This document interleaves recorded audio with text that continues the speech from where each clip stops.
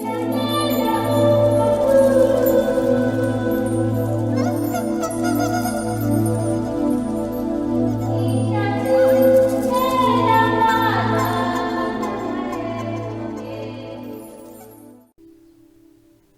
buenas tardes o buenas noches, queridos compañeros de estudio, de estas reuniones, simpatizantes, de estas charlas.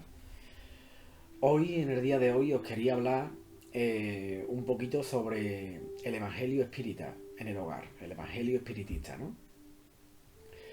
¿De qué trata el Evangelio? ¿Para qué se hace? ¿No? Y quién lo puede hacer, en qué nos va a beneficiar, cómo se debe hacer, ¿no? De la forma más sincera, ¿no? Y, y bueno, simplemente comentar pues un poquito sobre lo que es el Evangelio espiritista. Difiere un poco, aunque se le llama Evangelio, difiere un poco de lo que es el Evangelio tradicional cristiano, aunque tienen muchos puntos en común, sobre todo las enseñanzas de Cristo, que son las que se comparten, ¿no? Eh, el Evangelio espiritista se suele utilizar, primero antes que todo, lo puede hacer en el hogar cualquier persona,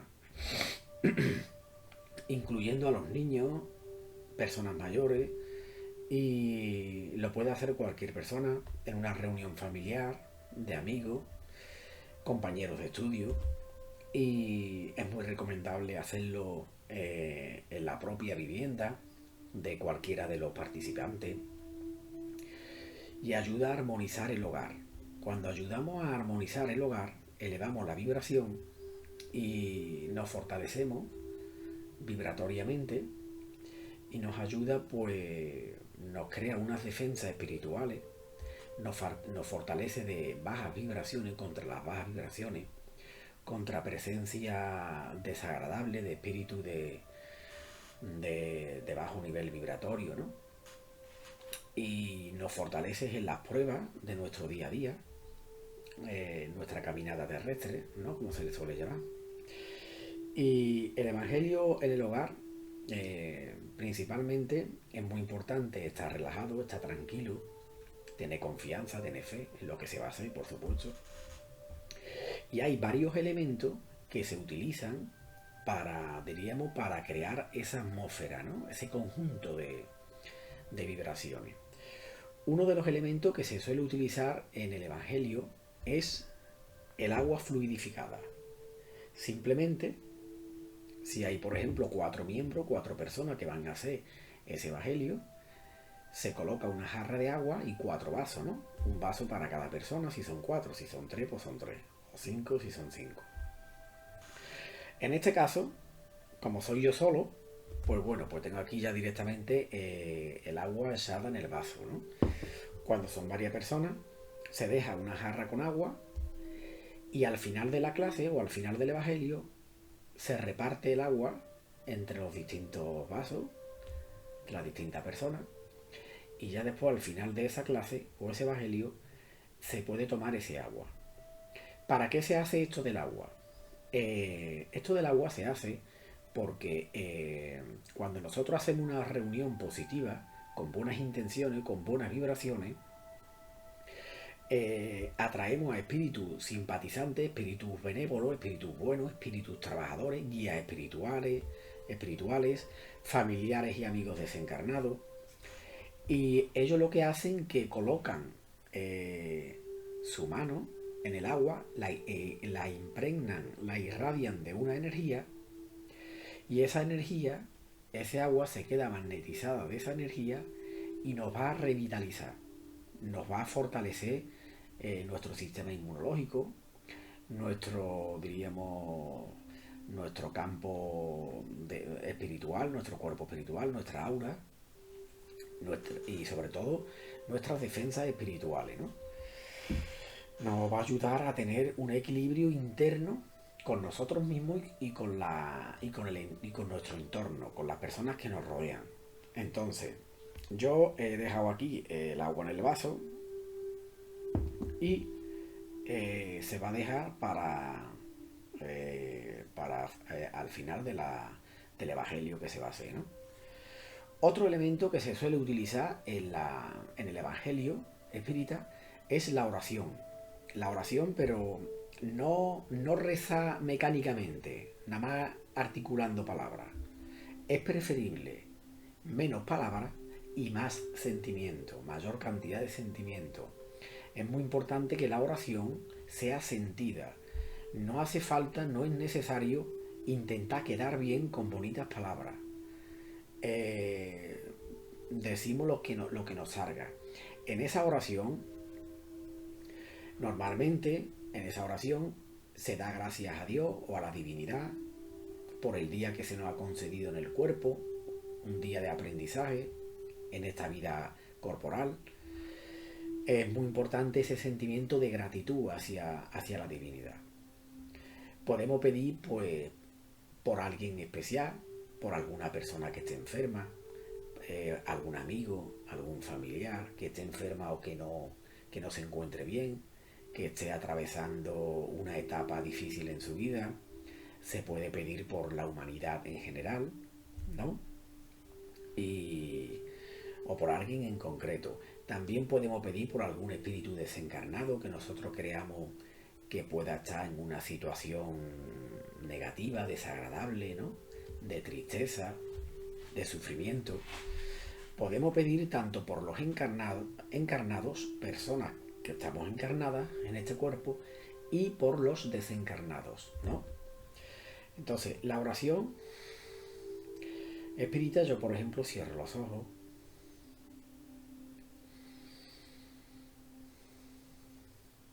observo la respiración, cómo entra el aire por las fosas nasales, cómo llega a los pulmones, cómo vuelve a salir el aire. Antes de orar inmediatamente, yo personalmente intento relajarme un poco y observar, como una pequeña meditación, y observar la respiración para que la oración sea más natural, más fluida, más pacífica, ¿no? Más tranquila. Y después de ese momento, de ese pequeño momento de relajación, pues se hace la oración, ¿no? Hago la oración. Por ejemplo, bendita divinidad, bendito Padre Creador o Madre Creadora. Ya es cuestión de cómo cada uno se identifique con esa fuente divina creadora del universo. Gracias por el día de hoy que se nos ha concedido en este cuerpo para continuar aprendiendo, evolucionando. Pedimos perdón por los errores o las equivocaciones que hayamos dejado en este día. Algo desagradable o algo negativo o algún daño, perjuicio que le hayamos ocasionado a alguna persona. Y podemos pedir, por ejemplo, pues, por la humanidad en general, pedir por este mundo, tanto por los encarnados como por los desencarnados. Pedimos fuerza interior para las pruebas que tenemos que atravesar. Pedimos intentar ser fuerte tanto para las pruebas circunstanciales que se nos presenten, como para las tentaciones internas, tentaciones de cualquier índole, de cualquier tipo. Y por ejemplo, cuando terminamos la oración, pues se dice así sea, ¿no? Hágase la voluntad de, como dice en la oración dominical que hizo Jesús aquí en la tierra, hágase la voluntad del Padre o del Creador o Creadora, bendita divinidad, que se haga esa voluntad por encima de la nuestra, porque la divinidad tiene mayor sabiduría y mayor amor para concedernos, para ofrecernos lo que necesitamos. Se dice que muchas veces Dios nos trae, nos aporta, nos da, no lo que pedimos, no siempre lo que pedimos, sino lo que necesitamos para nuestro crecimiento. A veces no solemos pedir, a veces pedimos como un niño, somos niños espirituales todavía, ¿no? Y pedimos algo que a lo mejor lo pedimos por capricho propio personal, por deseo personal, y a lo mejor no es lo que más nos conviene, lo que más va a alimentar nuestro espíritu. Vale, pues entonces se ha dicho el agua fluidificada, que van a fluidificar los espíritus, guías espirituales. Después está la oración y después tenemos los libros de armonización, ¿vale? Por ejemplo, en los evangelios espíritas en el hogar se suele utilizar, por ejemplo, el libro del Evangelio según el espiritismo, que es un libro de enseñanzas morales. Explica en qué sentido, por ejemplo, se daban las enseñanzas de Jesús, se habla sobre muchas enseñanzas de Jesús. Después hay pequeños libros de armonización. Este se titula Camino Espírita. Fue psicografiado por Francisco Cándido Xavier, dictado por varios espíritus. Hay muchos libros pequeños. Yo, por ejemplo, tengo aquí muchos libros pequeños de armonización, como podéis ver. No sé si se ve bien aquí con la luz. Y se puede utilizar pues prácticamente cualquier libro pequeño, ¿no? Yo, por ejemplo, cuando hago el Evangelio espírita, utilizo dos libros normalmente. Utilizo un libro pequeño para hacer una lectura de un capítulo y después hago una lectura de un capítulo del Evangelio según el espiritismo, ¿no? Ahí se ve bien el título. Vale.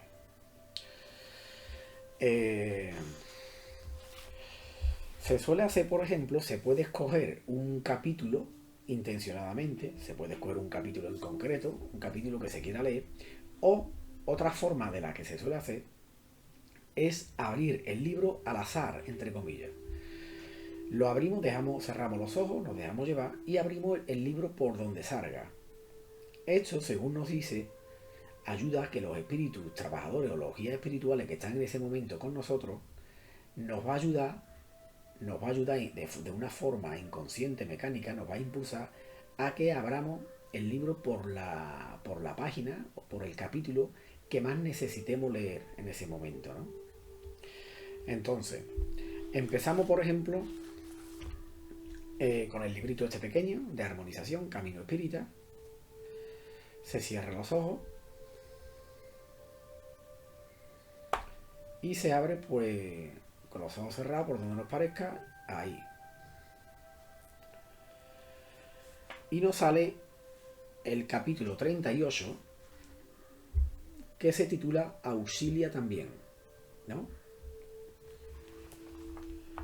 Y dice así: el cerebro trabaja para que razones, el corazón trabaja para que te sustentes, la sangre trabaja para que te equilibres, los nervios trabajan para que observes, las glándulas trabajan para que te controles, los pulmones trabajan para que respires, los huesos trabajan para que te levantes, los cabellos trabajan para que te protejas, el estómago trabaja para que te nutras, los ojos trabajan para que veas, los oídos trabajan para que oigas, la lengua trabaja para que te expreses, las manos trabajan para que construyas, los pies trabajan para que te muevas.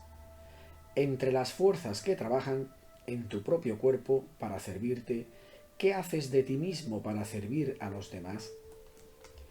Ante la ley del Señor, el acto de servir es la luz en todas las partes. Y esa ley pide en todo, ayuda ahora a alguien.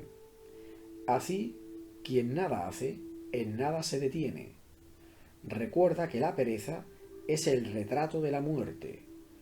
Toda la vida auxilia, auxilia también. André Luis. Este capítulo está dictado, pues, por el espíritu André Luis. Para los que no hayáis visto vídeos anteriores de mi canal, pues podéis echarle un vistazo al canal y en uno de los vídeos pues se habla sobre André Luis, ¿no? Que fue un espíritu que le dictó muchísima psicografía a Chico Xavier, Francisco Cándido Xavier, ¿no? el conocido medium espírita brasileño, que ya desencarnó en el 2000 y poco. Bueno, hemos hecho esta pequeña lectura. Cuando se hace una pequeña lectura, cuando se hace una lectura, se comenta entre los compañeros o entre las personas presentes, se comenta y se explica, pues, sobre la lectura que se acaba de hacer. Cada persona tiene el derecho y la libertad de dar su opinión, su punto de vista, su perspectiva, de lo que interpreta de esa lectura. Algunas veces varios compañeros parece que tienen puntos de vista distintos sobre una lectura en particular, pero a lo mejor lo que parece contradictorio es contradictorio en la superficie, y en realidad muchas veces en lo profundo, en la raíz de esa lectura, de esas interpretaciones, en realidad quieren decir, ambas personas quieren decir lo mismo, ¿no? Aquí lo que dice la lectura es que tenemos un cuerpo, que cada miembro del cuerpo presta un servicio para nuestra evolución, para nuestro equilibrio orgánico y espiritual, y nos da a entender que lo mismo que el cuerpo está ofreciendo un servicio, no se queda quieto, está cumpliendo con la ley del trabajo, que es una de las leyes del universo, nosotros también debemos cumplir con esa ley y ofrecer un servicio de auxilio, emplear bien el tiempo en algún tipo de trabajo en general, tanto para nuestro enriquecimiento propio como para el enriquecimiento de los demás, ¿no? Eso es lo que viene a decir este capítulo que se ha leído. Después, cuando, por ejemplo, hago la lectura de este pequeño libro de armonización, me voy al libro del Evangelio según el Espiritismo. Aquí suelo hacer lo mismo. Cierro los ojos y abro el libro por donde me parezca, ¿no? Por donde dejo la mano, que mueva las páginas ella sola. Y aquí, por ejemplo. Y ha salido el capítulo, un capítulo muy importante: amar al prójimo como a ti mismo. Aquí, no se ve muy bien con la luz, ahí, ¿no? Página, no aparece aquí la página, sí. Página 111. Dice así: el mayor mandamiento, hacer por los otros lo que quisiéramos que los otros hicieran por nosotros mismos. Parábola de los acreedores y de los deudores. Dad a César lo que es de César y a Dios lo que es de Dios, ¿no? Instrucciones de los espíritus, la ley de amor, la fe y la caridad, caridad para con los criminales. ¿Debe exponerse la vida por un malhechor? Y aquí hay, dentro de este capítulo, hay, diríamos, varios pequeños subtítulos, ¿no? Como es largo este capítulo, es un poquito largo, me voy a centrar, pues, diríamos, en una parte más resumida, ¿no? Dice: el mayor mandamiento. Los fariseos, sabiendo que él había hecho callar la boca a los saduceos, o saduceos, no sé muy bien cómo se pronuncia, reuniéndose, y uno de ellos, que era doctor de la ley, le vino a hacer esta pregunta para tentarlo: Maestro, ¿cuál es el mayor mandamiento de la ley? Jesús le respondió: amaréis al Señor, nuestro Dios, con todo vuestro corazón, con toda vuestra alma y con todo vuestro espíritu. Este es el mayor y el primer mandamiento. Y he aquí el segundo, que es semejante a aquel: amaréis a vuestro prójimo como a vosotros mismos. Toda la ley y los profetas se resumen en estos dos mandamientos. San Mateo, capítulo 22, versículo 34 al 40. Bueno, esto es recordando una de las enseñanzas que dio Jesús, ¿no? Por su paso por la tierra, ¿no? Amar a Dios por encima de todo y amar al prójimo, a los demás, como a nosotros mismos, ¿no? Dice: haced a los hombres todo lo que queréis que ellos hagan por vosotros, porque es la ley y los profetas. Tratad a todos los hombres de la misma forma que quisierais que ellos os tratasen. San Lucas capítulo 6, versículo 31. El reino de los cielos es comparado a un rey que quiso arreglar cuentas con sus siervos. Y habiendo comenzado a hacerlo, se le presentó uno de ellos que le debía 10.000 talentos. Pero como no tenía los medios para restituirlos, su señor recomendó que lo vendiesen a él, a su mujer, a sus hijos y todo lo que tenía, para satisfacer su deuda. El siervo, arrojándose a su pie, le suplicó diciendo: Señor, tened un poco de paciencia y yo le restituiré todo. Entonces el señor de aquel siervo, compadecido, le dejó libre y perdonó la deuda. Mas aquel siervo, luego que salió, encontrando a uno de sus compañeros que le debía 100 denarios, le tomó por la garganta, casi lo ahogó, diciendo: Devuélveme lo que me debes. Y su compañero, arrojándose a su pie, le suplicó diciendo: Ten un poco de paciencia, y yo te lo devolveré todo. Pero él no quiso escucharlo. Se fue e hizo ponerlo en la cárcel, para en ella quedar hasta que le restituyese todo lo que le debía. Los otros siervos, sus compañeros, viendo lo que pasaba, extremadamente afligidos, fueron a informar a su señor de todo lo que había ocurrido. Entonces el señor, haciéndole venir, le dijo: Siervo malo, os perdoné de todo lo que me debíais, porque me lo rogasteis. ¿No era menester, pues, que tuvieseis piedad de vuestro compañero, como tuve piedad de vos? Y el señor, enojado, lo entregó en manos de los verdugos, hasta que pagase todo lo que le debía. Así es como nuestro Padre, que está en el cielo, os tratará, si cada uno no perdona desde el fondo de su corazón a su hermano por las faltas que le haya cometido. San Mateo, capítulo 28, versículo del 23 al 35. Aquí lo que dice esta historia evangélica es que un ejemplo, una parábola, porque Jesús enseñaba mucho con parábolas, es que, en resumen, nosotros vamos a ser perdonados por Dios, vamos a ser perdonados en la medida que perdonemos. En esta historia trata de que un siervo le pidió a su señor que lo perdonase por deuda que tenía, y su señor le perdonó. Pero después este siervo no perdonó a otro siervo que le debía a él también deuda. Entonces, al regresar el primer siervo a su señor, le dijo que él también iría a la cárcel y ya no sería perdonado porque no perdonó a su compañero, ¿no? Dice: amar al prójimo como a sí mismo, hacer por los otros lo que quisiéramos que los otros hiciesen por nosotros, es la expresión más completa de la caridad, porque resume todos los deberes para con el prójimo. No se puede tener guía más seguro sobre este particular que el tomar por medida lo que debe hacerse con los otros, lo que deseamos que a nosotros se nos haga. ¿Con qué derecho se exigiría a nuestro semejante mejores procederes de indulgencia, de benevolencia y de devoción que los que se tiene con ellos?